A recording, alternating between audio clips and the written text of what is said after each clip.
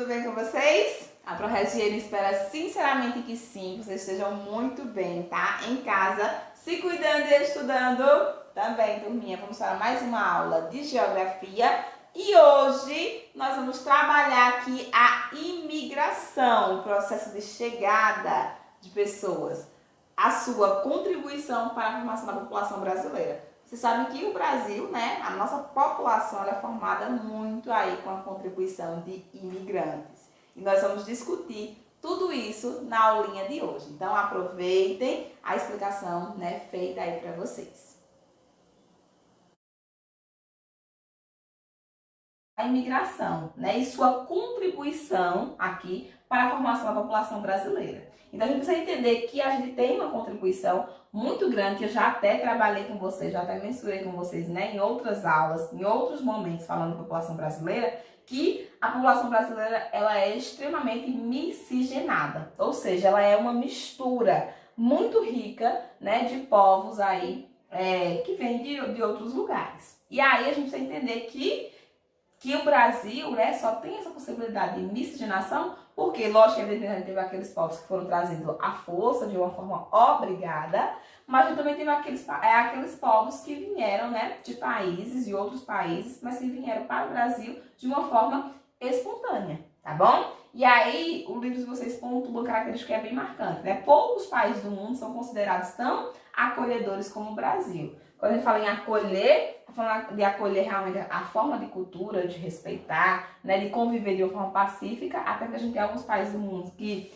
essa questão da convivência com o estrangeiro é extremamente difícil, né? A gente tem um processo aí mundial de xenofobia, né, de uma aversão ao estrangeiro, que é uma característica que também está sendo lutada, né, que tem um processo de luta muito grande para, né, por fim aí a esse processo. Então, no Brasil, isso acontece de uma forma, né, menos intensa. Então, os brasileiros, eles acolhem a população, essas populações estrangeiras de uma forma, né, bem diferente, tá bom? E aí, por isso que ele é considerado um dos países mais acolhedores do mundo.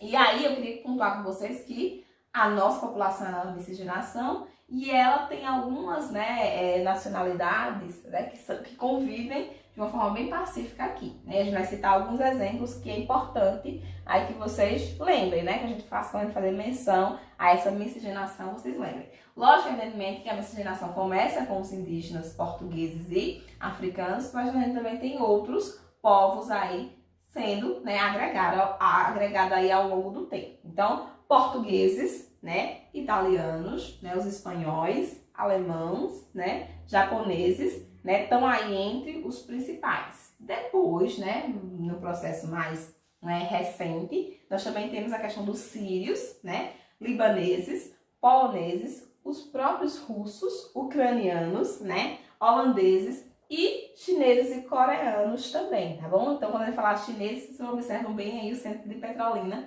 como nesse movimento recente nós temos aí, né, recebido essas populações aí desses países, tá bom? Então, só marcando aqui, pontuando com vocês, no livro que vocês têm, né, também, essa questão aí dessas populações aí, desses outros povos, além daqueles três que a gente já comenta sempre. Aí eu quero que vocês observem que essa migração, né, esse imigrante, né, ele contribuiu aí de várias formas, mas tem três formas aí que é principal, tá bom? Para a formação da população brasileira. A primeira diz respeito à questão da contribuição para o crescimento, né, populacional do Brasil. Então o Brasil ele tinha uma população aí, né, estagnada, uma população pequena, até aí, né, mais ou menos o século XIX, né? Com o passar do tempo, né, e essa contribuição desses outros, né, povos aí, desses imigrantes, aí, principalmente aí até a década de 30, né, no período aí de industrialização, isso daí ficou bem marcado. Então, essa população aí contribuiu para o crescimento da nossa população, tá bom? Primeiro ponto, contribuição para o aumento de forma geral da nossa população. Segundo ponto, promoveu, né, a ocupação de áreas, além de vastas áreas, principalmente da região sul e sudeste do nosso país. Até porque a gente começa a nossa ocupação pela região nordeste. E aí, depois, aquelas outras regiões, né, ficam vazias. né? Fica um vazio aí demográfico. Então, se não ocupar, você perde o território. E aí, esses imigrantes também, no segundo lugar, que a Pro colocou, também ajudaram nisso. Em terceiro lugar, eles ampliaram aí, né, a questão da oferta de mão de obra para a cafeicultura, principalmente, depois, né, passou para a indústria. Mas vocês lembram que no processo de libertação dos escravos, né, que era a mão de obra até aquele momento, né, os donos do café, né, os barões do café, não queriam mais que os escravos, que eles voltassem, os escravos voltassem ao trabalho, eles pagando. Não queriam mais. Então, eles queriam uma outra mão de obra, né, para poder trabalhar ali e ser remunerada. Então, esses imigrantes também vieram, né, em grande parte para trabalhar nessa atividade aqui, na atividade do café, tá bom? Então, serviram também de mão de obra. Então, esses imigrantes contribuíram de diversas formas, mas a Pro aqui mencionou essas três, né? Expansão da população, né? Ocupação de algumas áreas que antes não eram ocupadas e a oferta de mão de obra, tá bom? Observem aí sempre isso daí que eu vou estar colocando. Outra coisinha que eu quero mensurar, né, e pontuar com vocês é a questão da lei, né, das cotas de imigração, né, que foi criada aí por Getúlio Vargas em 1934, a partir da Constituição que ele colocou, e aí ele também inseriu aí, né, essa lei aí de cotas de imigração. O que diz aí, qual o objetivo aí dessa lei? Promover, né, aqui que esse mercado brasileiro fosse mais para os brasileiros. E aí a gente pode resumir aí em uma proteção, né, do mercado de trabalho para os brasileiros. Por quê? Porque ele observou que a gente tinha uma quantidade, turminha, muito grande de outras nacionalidades, né, de imigrantes aí. E aí ele disse, não, então vamos colocar aqui um percentual, né, da questão do mercado de trabalho que tem que ser reservado somente para os brasileiros, para gerar uma proteção mesmo do trabalho para os próprios brasileiros. Então, ele quis aí com essa lei de cotas, né, Getúlio, quando ele pensou nessa questão toda do trabalho, nesse ano aí, então ele quis fazer o quê? Uma proteção desse mercado de trabalho para os brasileiros, né, que os brasileiros também tivessem essa oportunidade. E garantir a estabilidade econômica, era um dos pontos aí que ele observava. Mas, né, recentemente, como consequência do crescimento econômico brasileiro, né, a gente teve aí correntes, né, de imigrantes pobres de outros países. Então, a gente teve que observar que a gente agora, né, é um país emergente, ou pelo menos estava, né, antes dessa situação toda, uma situação de país emergente, aquele país que estava num boom econômico. E aí o Brasil teve que observar, teve que receber muita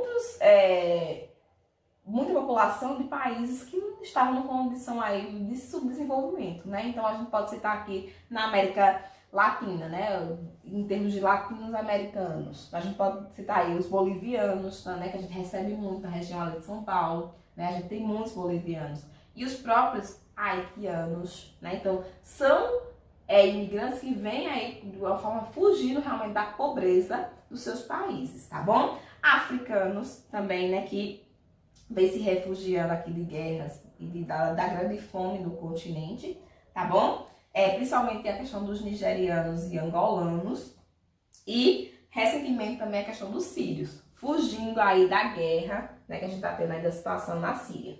Então, turminha, aqui a gente já faz um panorama dessa população a partir da imigração aqui recente, ok?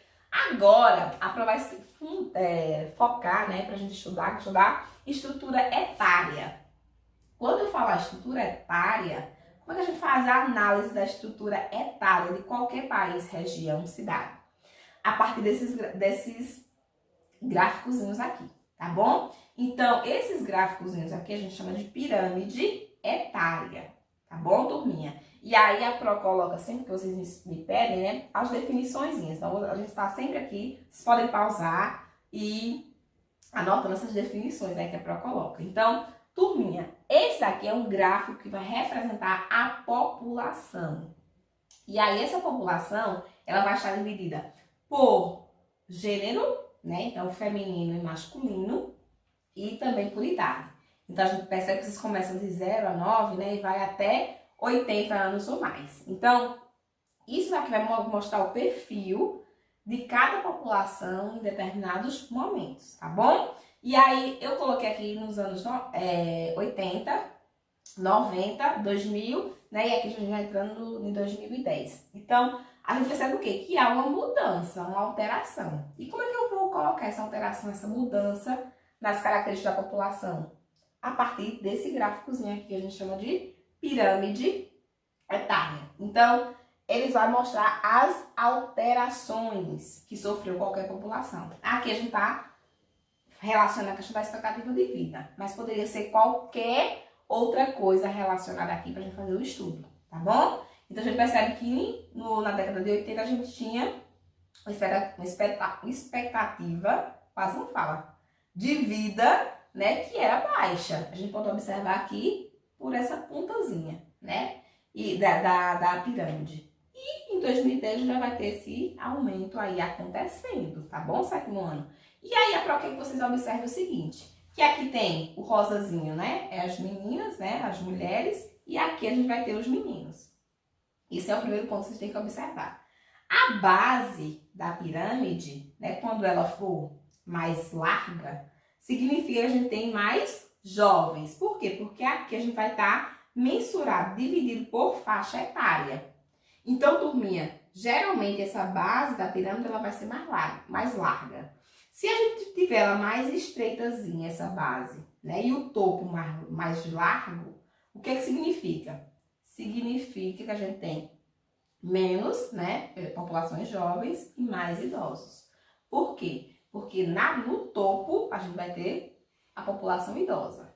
Na base, a população aí mais ligada às crianças, né, os jovens, tá bom? Então, tem que observar todas essas características. E aí, observando essa pirâmide, a gente consegue ver várias alterações, tá bom? Então, tanto na evolução, no crescimento, né, de uma população de um país, região ou cidade, tá bom? Fecundidade, natalidade, que a gente já estudou na aula passada, mortalidade, tudo vai estar aqui nesse gráficozinho, a partir do momento que a gente faz essa análise.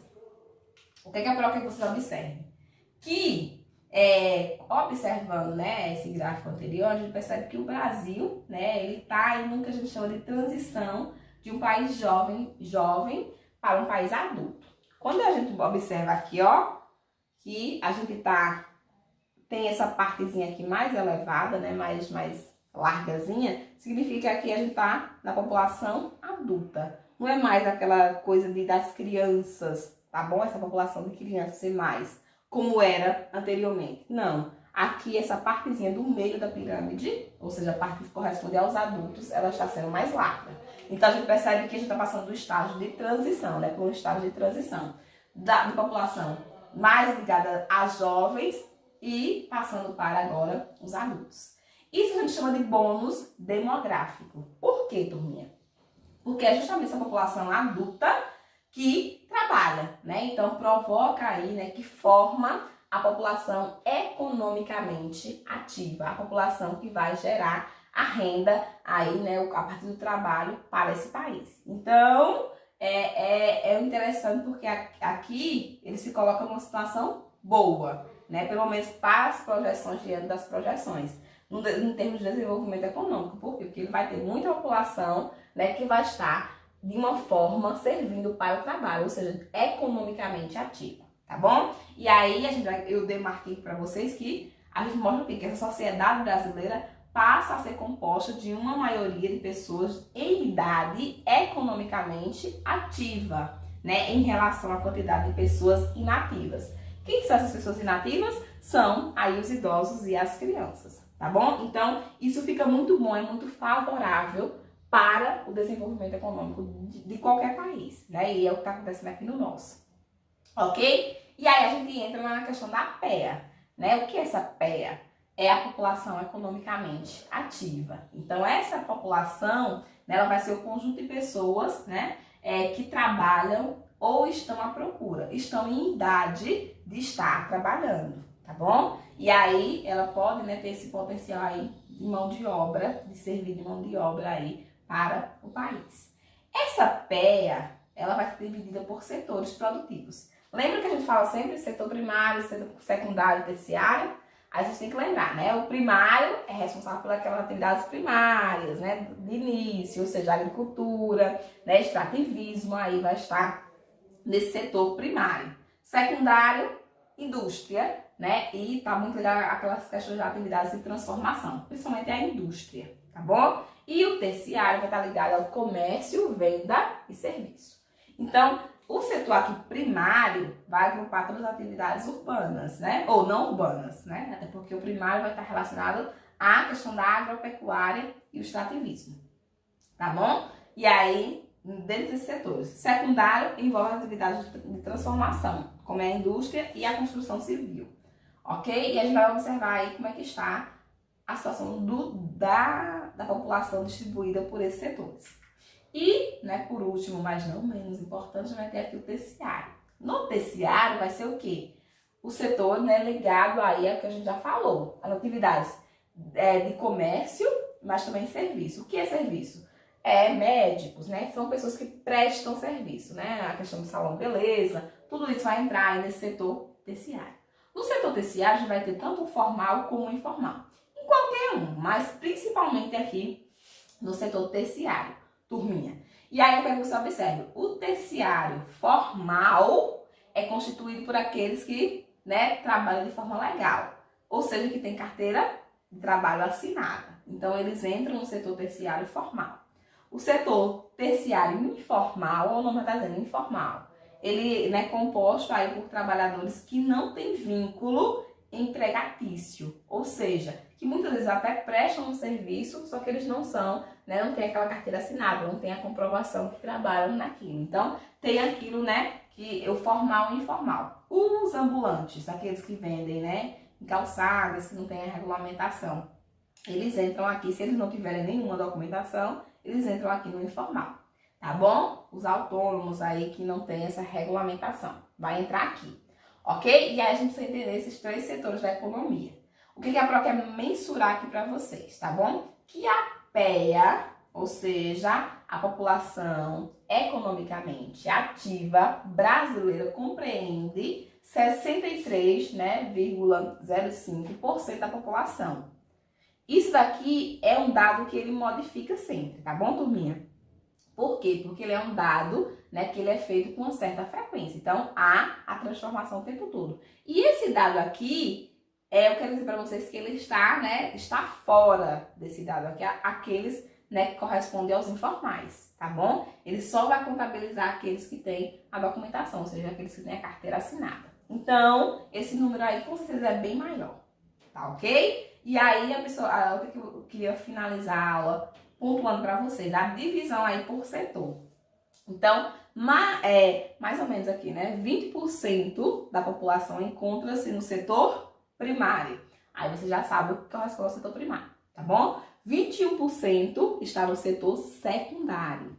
E o restante, né, os 59%, a gente pode dizer aqui, está no setor terciário. Isso daqui, quando a gente fala da população economicamente ativa. Esses dados podem ter distorções, tá bom? E geralmente tem, porque tem aquela população que ela é informal, que não entra aí nessa contabilização aí, ok? E aí, a gente finaliza esse entendimento hoje de como é a estrutura e a composição, né, etária, né, e de trabalho aí do nosso país. Tranquilo, sétimo ano? Compreenderam? Tá bom? Então a Pro falou aqui muitos pontos que vocês... Na verdade é relembrando, tá bom? Porque são coisas que a gente já citou em outros momentos, mas a gente precisa focar aqui e finalizar dentro dessa forma. Tá bom? Então, eu desejo aí que vocês, né, compreendam, que vocês estudem, que vocês entendam todo esse processo, tá bom? Então, um cheiro da Pro, tá bom? Fiquem com Deus e até o nosso próximo encontro.